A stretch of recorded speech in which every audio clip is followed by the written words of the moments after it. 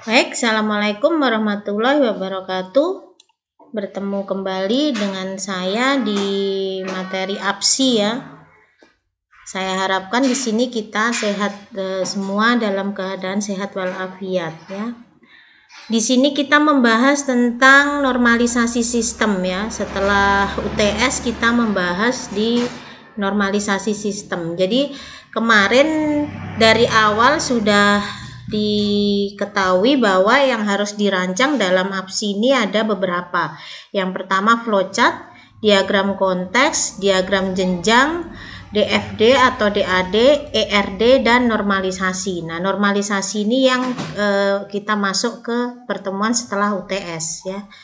Normalisasi sistem, di sini kita berhubungan dengan basis data. Mungkin ada mata kuliah basis data yang lagi kalian jalani di sini, bisa disinkronkan juga. Di sini ada kaitannya dengan basis data yang dapat didefinisikan sebagai kumpulan informasi bermanfaat yang diorganisasikan dalam tata cara khusus. Nah, basis data begitupun di normalisasi berhubungan dengan basis data. Jadi dia untuk memberikan informasi itu harus disimpan atau dikumpulkan atau diorganisasikan data-data itu tadi, dinormalisasikan dengan tata cara yang khusus ya. Kalau di istilah-istilah di basis data seperti yang kemarin sudah saya jelaskan seperti flowchart, ERD itu pasti ada entity ya. Nah, merupakan orang, bisa orang kemarin ya, orang, tempat kejadian atau informasi yang direkam ya. Contohnya apa? Di sini kemarin juga saya sudah pernah menyinggung bahwa contohnya siswa, pelajaran, guru, nilai mahasiswa, dan sebagainya. Pada bidang kesehatan misalkan pasien, dokter, kamar ya, tergantung dari sistem informasi soalnya apa, sistem informasinya. Yang selanjutnya adalah atribut. Atribut ini mempunyai atribut ya. Atribut itu mewakili suatu entity ya. Seorang bisa dapat melihat atributnya misalkan nama, nomor, NIM ya, tanggal lahir, dan hobi. Kemarin sudah dijelaskan di ERD bahwa atribut itu juga disebut elemen data atau data field atau juga disebut juga data itemnya.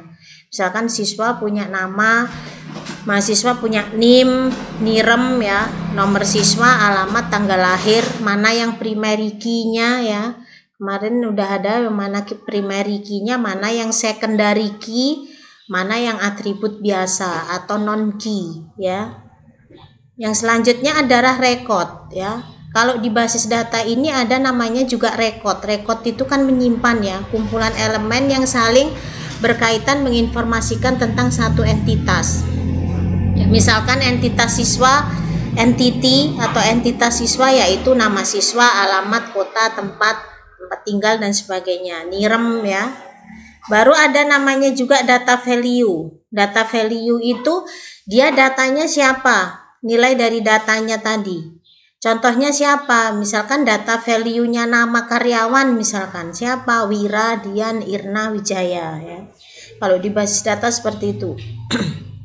Nah, ada lagi yang disebut file, kumpulan rekod-rekod tadi ya, file. Makanya jadikan dalam satu file. Jadi rekod-rekod yang sejenis tadi, misalkan nama, alamat, nomor telepon, itu yang disebut dengan file, dikumpulkan dalam kumpulan beberapa rekod ya.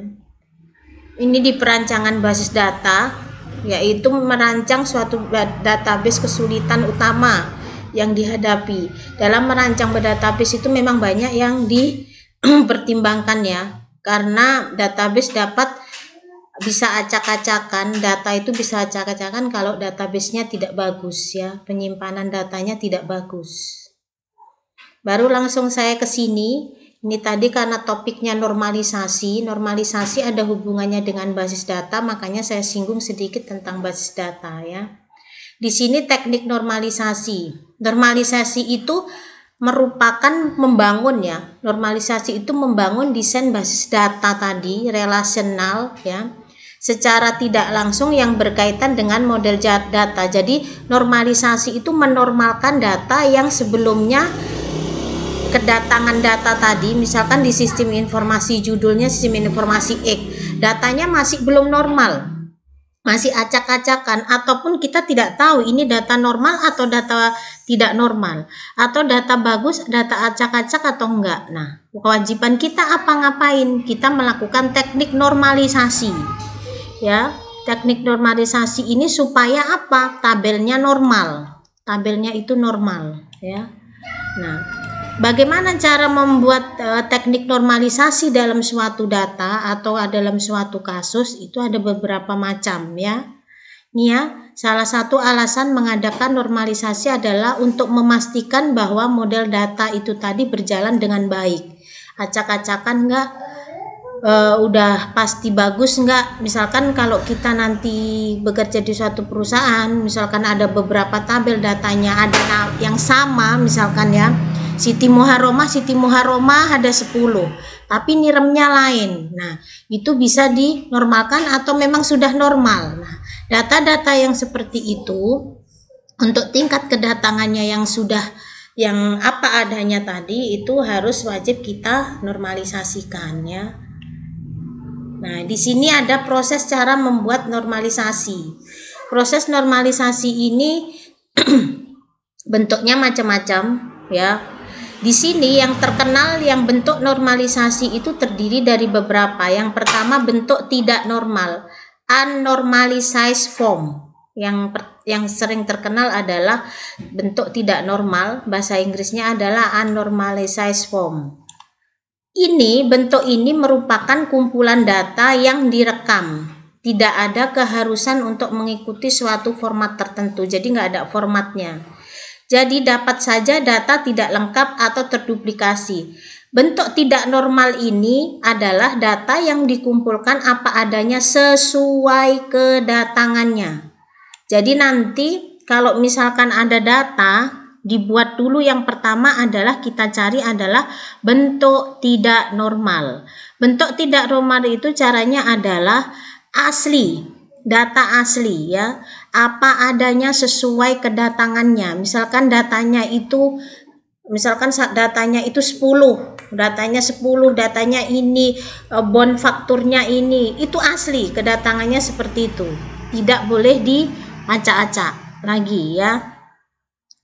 Yang kedua adalah bentuk normal ke-1. Bentuk normal ke-1 itu adalah 1NF atau first normal form. First normal form, ya. Bentuk normal ke-1 ini adalah datanya tidak ada set atribut yang berulang. Jadi kita mencari di sini yang sudah sedikit unik. Jadi yang kedatangan yang asli tadi dipilah lagi dalam bentuk nomor normal ke-1, ya. Di sini tiap field hanya satu pengertian, bukan merupakan data yang mendua. Jadi data-data yang double, data-data yang lama itu dihilangkan. Udah mulai dihilangkan di normal ke-1. Ya. Baru yang selanjutnya adalah normal kedua, yang ketiga adalah normal kedua. Second normal form, ya. Mempunyai syarat yaitu bentuk telah memenuhi bentuk normal 1, ya pasti. Bentuk normal 1 sudah memenuhi, baru kedua. Di sini harus ada primary key, harus ada kunci penandanya, primary key. Sehingga untuk membentuk bentuk normal kedua haruslah sudah ditentukan kunci fieldnya. Jadi udah ada niremnya, dipilah-pilah data yang sesuai kedatangan yang asli tadi sudah dipilah-pilah. Sudah ada kunci fieldnya, sudah ada datanya tidak double. Nah, itu di normal kedua. Yang terakhir di sini adalah bentuk normal ketiga, 3NF, ya. Untuk menjadi bentuk normal ketiga, maka relasi harus dalam bentuk normal kedua, udah pasti. Jadi urutannya tidak normal, normal ke-1, normal kedua, normal ketiga. Sampai dia datanya itu sederhana dan tidak ada data yang berulang, ya. Jadi istilahnya dipilih sampai sedemikian rupa itu datanya banyak dibuang, banyak diganti, banyak dipilah sehingga apa? Datanya normal. Itulah namanya normalisasi, sehingga datanya normal. Terus ada pertanyaan lagi. Di sini ada namanya BCNF. Saya bilang ini tadi terakhir. Nah, biasanya kenapa saya bilang terakhir? Biasanya di 3NF ini sudah normal kalau data itu tidak terlalu banyak ya.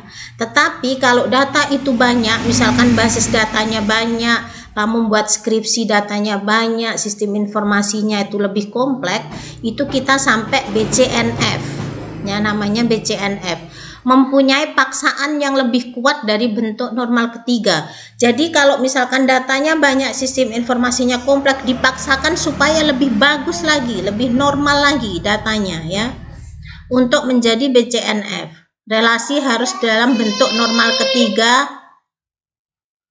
Bentuk normal ketiga dan setiap atribut harus bergantung pada fungsi dan super key. Jadi sampai dia dipaksa untuk normal. Ya, data itu sampai dia seperti data baku ya, sampai dia sederhana dan bagus ya.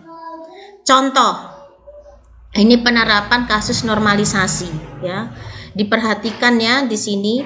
Nanti saya suruh buat penerapan normalisasi, saya ada studi kasus, kamu buat normalisasi mulai bentuk tidak normal sampai dia 3NF ataupun sampai dia BCNF. Baik. Ini kasus penerapan normalisasi. Saya punya faktur penjualan seperti ini. Ya, saya punya faktur penjualan di sini. Ada namanya kode supplier, nama supplier sampai jatuh tempo. Ya, kode supplier, nama supplier sampai jatuh tempo. Ini saya punya faktur penjualan. Ya, diperhatikan juga slide-nya juga ya. Slide-nya sudah diposting. Baru di sini ada kode barang. Ya, nama barang, quantity, harga dan jumlah. Ini total fakturnya 3.350.000. Bagaimana data ini kita normalkan? Nah, nanti kalau kamu kerja di perusahaan pasti disuruh ini ada data seperti ini. Kamu orang IT, ini kok acak-acakan ya? Maksudnya saya mau lebih detail lagi nih. Nama barangnya begini, nanti kodenya begini, ada lagi yang sama lagi. Bagaimana saya bisa menormalisasikan? Itu tugas kalian ya. Sebagai orang IT, apalagi orang sistem informasi. Kasus penerapan normalisasi ini adalah soalnya. Bagaimana penerapannya? Kalau soalnya seperti ini saya flashback aja bahwa entity relationship-nya adalah seperti ini. Satu supplier menangani banyak barang. Ini konsepnya untuk ERD-nya. Terus cara mengerjakannya ya. Kita buat dulu seperti ini listnya. Bentuk tidak normal. Bentuk tidak normal ini adalah bentuk data sesuai kedatangan datanya. Inilah dia datangan datanya seperti ini. Kalau kamu dikasih bos datangnya data itu seperti ini.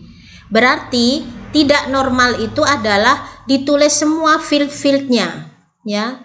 Ditulis semua dia field-fieldnya ya, apa yang ada. Misalkan kolom-kolomnya itu apa yang ada di sini.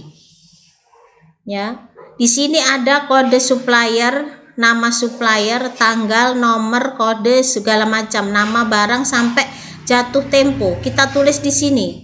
Kode supplier, nama supplier, tanggal, nomor nota, kode sampai jatuh tempo di sini. Cara penulisannya tidak harus pakai koma. Bisa kamu buat menggunakan tabel. Ya, tabel per kolomnya dikasih kolom pertama kode supplier, kolom kedua nama supplier, tanggal, nomor nota, kode barang, nama barang sampai dengan tempo. Ya. Sudah. Baru yang kedua adalah bentuk normal ke-1. Bentuk normal ke-1 itu adalah memastikan bahwa tidak ada atribut yang berulang. Ya, kalau masih ada yang berulang dihilangkan. Tapi dipastikan dulu kalau misalkan sudah tidak ada ya ditulis lagi. Kalau memang nama datanya itu dia di sini sama dengan tidak normal, sudah tidak ada yang berulang di sini. Nah, ditulis lagi di sini. Kode supplier, nama supplier, tanggal sampai tempo. Biasanya ya, ini biasanya tapi tidak harus. Bentuk tidak normal itu sama dengan sudah dengan normal ke-1 ya. Ini ditulis semua di sini. Boleh menggunakan tabel.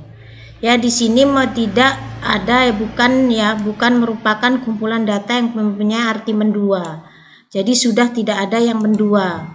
Misalkanlah di data ini mungkin ada kode suppliernya, di bawahnya ada lagi kata-kata kode supplier. Nah, kalau di kayak seperti itu, bentuk tidak normalnya ditulis juga di sini kode supplier, kode supplier juga koma, nggak apa-apa 2 kali apa 3 kali sesuai kedatangannya. Tetapi bentuk normal kesatunya sudah harus dihilangkan, hanya satu saja, kode supplier, gitu ya. Baru bentuk normal kedua dipilah lagi, ya. Kan di sini tadi sudah ada kode supplier, nama supplier sampai jatuh tempo, dipilah lagi. Dibuatkan apa lagi di sini? Nih, di sini ada nanti kode supplier, di situ didetailkan lagi. Di dalam kode supplier itu ada nama supplier, ya. Di dalam kode supplier itu ada nama supplier, didetailkan lagi, ya. Dikasih tanda panah. Di sini tadi ya, kode supplier, di sini ada nama supplier. Kode supplier ada nama supplier, ya. Kenapa? Normal kedua mempunyai syarat, yaitu bentuk data telah memenuhi bentuk normal ke-1, sudah pasti. Atribut bukan kunci haruslah bergantung kepada primary key kunci. Kenapa dibuat seperti ini? Karena harus ditentukan primary key-nya. Ya, makanya ini dibuat di sini, kode supplier itu merupakan primary key dari nama supplier. Itu dia. Kode supplier merupakan primary key. Kode supplier sangat bergantung dengan nama supplier. Ya, ini ketergantungan dan primary key. Nah, yang kedua adalah nomor nota. Ya, nomor nota itu ketergantungan dengan siapa? Kode barang, tanggal, nama barang, kuantiti, harga, tempo. Nomor nota merupakan primary key. Nomor nota bergantung pada ini semua. Ya, nomor nota itu bergantung sama ini. Karena apa? Nomor nota itu harus masuk ke kode barang. Nomor nota juga ada tanggalnya, ya. Di nomor nota itu harus ada nama barang, kuantiti, harga, dan jatuh tempo, ya. Sudah, ini di normal yang kedua. Pokoknya dia dipilah-pilah sampai detail lagi ya, dari yang normal pertama. Baru yang nomor ketiga, karena sudah ada seperti ini, dipilah lagi. Ada nggak lagi yang bisa dipisah primary key-nya? Dibuat lagi field-nya baru. Ada. Ini pertama, tadi kode supplier, nama supplier sudah. Nomor nota dengan kode barang sampai dengan tempo, jatuh tempo lagi. Tadi ya, sampai tanggal, kuantiti, tempo sangat bergantung pada nomor nota. Dipisah lagi. Rupanya kode barang ini yang di sini tadi, kode barang ini harus bisa dipisah lagi. Namanya apa di sini? Barang.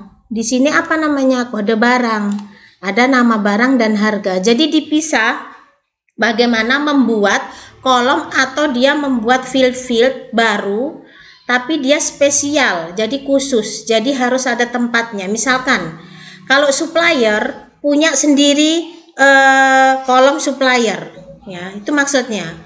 Nota punya sendiri kolom nota. Barang punya sendiri kolom barang. Selama ini kan tingkat kedatangannya di sini tidak ada. Tidak terlihat dia mana yang masuk dia barang, masuk dia nota, masuk dia supplier, itu tidak ada. Nah, itulah tujuannya menormalisasikan. Kita membuat field supaya nanti kalau di database itu lebih gampang, ya kan? Kalau di sini kan dia lebih gampang ini. Ya, sudah masuk ke sini ada kode supplier, berarti ada kolomnya nama supplier, khusus supplier, ada nanti kolomnya nanti nota, ada kolomnya lagi barang. Di dalam barang itu nanti ada kode barang, nama barang, harga, dan sebagainya macam. Itu ya. Nah, itulah dia, gampang-gampang susah untuk normalisasi ya. Jadi diambil sedemikian rupa supaya data itu lebih bagus ya. Ini contohnya. Ini contoh kasus normalisasi. Kasus bon penjualan seperti ini. Honda Jaya Raya. Ini bon pembelian. Seperti ini buatlah normalisasinya, ya. Nah, bentuk tidak normal ini saya bilang tadi boleh menggunakan tabel, tidak harus pakai koma. Kalau mau pakai koma terserah. Kalau tabel, kamu lebih enaknya kita mengisi nomor fakturnya berapa ya. Nah, sesuai kedatangannya seperti ini ya. Tidak diisi pun tidak apa-apa. Hanya di sini aja kolomnya diisi induk kolomnya aja boleh, tidak perlu diisi dalamnya juga nggak masalah. Tapi kalau kepingin kamu ada memang datanya, misalkan dalam suatu perusahaan kan datanya sudah ada kalau kamu kerja ya, diisi boleh. Yang pertama adalah bentuk tidak normal, bon pembelian sesuai kedatangannya. Kalau sesuai kedatangannya ya banyak ya, di sini mulai nomor faktur, tanggal, nomor polisi, merek, mekanik, ID dan seterusnya sampai jumlah rupiah. Nomor faktur, tanggal, nomor polisi, segala macam, kode part, nama part, kuantum, harga, diskon ini sampai total. Semua ditulis di sini. 1, 2, 3, 4, 5, 6, 7, 8, 9, 10, 11, 12, 13, 14, 15, 16. Sekitar 16 field di sini ya. Dari mulai di sini. Jadi harus dipaparkan 1, 2, 3, 4, 5, 6, 7, 8, 9, 10, 11, 12, 13, 14 ini alamat dan sebagainya. Sampai dia 16 ya di sini. Nanti bisa dipelajari lagi. Bon pembelian. Ya, ini bentuk tidak normal. Bentuk 1 NF, bentuk normal ke 1. Bentuk normal ke 1 ini biasanya sama dengan bentuk kedatangannya yang di tidak normal ya. Nah, ini nomor masih 1, 2, 3, 4, 5, 6, 7, 8, 9, 10, 11, 12, 13, 14, 15, 16 masih sama ya. Masih sama. Jadi istilahnya bentuk 1, bentuk tidak normal itu tidak ada yang mendua. Jadi ditulis lagi di sini ya. Baru bentuk 2NF. Nah, ini sudah dipisah di sini ya. Sudah dipisah. Misalkan dia dipisahnya nomor polisi ya. Nomor polisi di sini. Nomor polisi itu dipisah ada warna, merek sama tahun ya. Kalau nomor sepeda motor misalkan ya, itu ada nomor polisi, warna, merek, tahun. Mekanik disendirikan lagi. Jadi disendirikan setiap tabel. Normalisasi itu menyeragamkan per tabel supaya normal. Jadi dipilah-pilah sesuai dia khususnya, sesuai dia anggota dan kelompoknya. Ini nomor polisi. Nomor polisi ada warna, merek, tahun. Nomor polisi ada warna, merek, tahun di sini, mekanik di sini. Kode part itu ada nama part sama harga disendirikan. Jadi 1, 2, 3, 4. Di 2NF kita sudah mempunyai 4 tabel ya. Sama kalau yang di sana tadi, yang di modul yang di sini tadi, slide modul yang di sini tadi bentuknya koma. Kalau yang ini dalam bentuk tabel boleh ya. Jadi ada 4 tabel ya. Nomor polisi sudah disendirikan, warna, merek, tahun, mekanik, nama mekanik, kode part, nama part sama harga. Nomor faktur ini dia sampai dengan potongan untuk yang 2NF. Untuk yang 3NF dari 4 tadi dibuat jadi 5, dispesialkan lagi. Jadi dispesialkan supaya lebih detail ya. Yang tadi nomor faktur sampai dengan potongan itu dipisah lagi. Nomor faktur, tanggal, nomor polisi, mekanik sama potongan. Nomor faktur juga ada hubungannya dengan kode part, kuantum, harga dan diskon. Jadi kalau udah seperti ini, kamu lihat lagi di sini, bisa nggak ada yang dibuat berapa tabel lagi tambahan? Kalau misalkan ada, silakan. Kalau masih ada yang masih belum normal, masih bisa ditambahkan 1 tabel atau 2 tabel lagi. Begitu seterusnya ya. Jadi dinormalkan datanya supaya lebih terinci, supaya lebih bisa dikelompokkan gitu ya. Baik, gitu aja kasus normalisasi. Jadi kemungkinan nanti ada soal tentang normalisasi ya, harap diperhatikan. Baik, gitu aja. Assalamualaikum warahmatullahi wabarakatuh.